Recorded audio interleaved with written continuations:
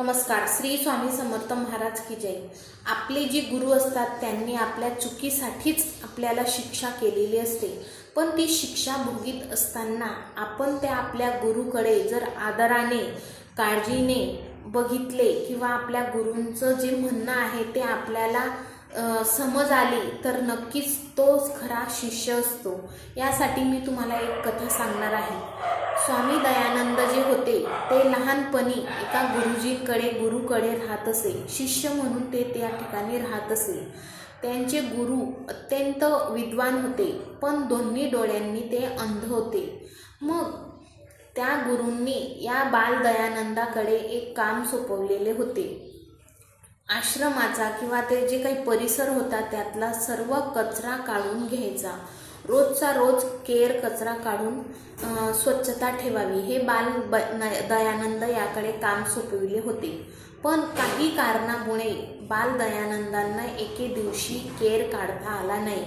मग जेव्हा आश्रमात फिरत होते त्यांचे गुरुजी, तेव्हा त्यांना पायाला कचरा लागला आणि मग त्यांनी बाल दयानंदांना बोलविले व छडीने खूप मार दिला. इतका मार दिला की ती छडीच पूर्ण मोडून गेली, तुटली. मग जेव्हा गुरुजी शिक्षा करत होते तेव्हा त्या बाल दयानंदाच्या तोंडून एक शब्द सुद्धा निघाला नाही. मुकाट्याने ती शिक्षा भोगून घेतली. मग जेव्हा गुरुजी शांत झाले तेव्हा बाल दयानंद त्या गुरुजींकडे गेले व म्हणाले की गुरुजी, तुम्ही मला तर शिक्षा केलीच, पण तुमचे हात दुखून आले असतील आणि मी तुमचे हात असे दाबून देतो.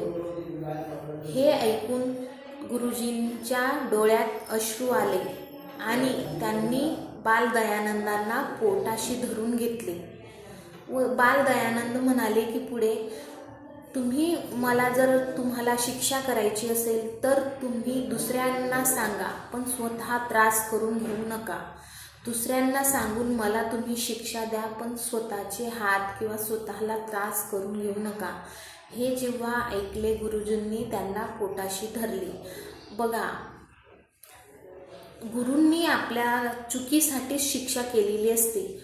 मग ती जर आपण चुकीसाठी आपली शिक्षा भोगत असू, त्यात जरासाही गुरूंविषयी आपण तिरस्कार आणू नये. गुरू त्याच भावनेने आपण आदराने आपुलकीने आपल्या गुरूंची सेवा ही करायला हवी. तोच खरा शिष्य असतो आणि असे शिष्य स्वतः बरोबरच गुरुला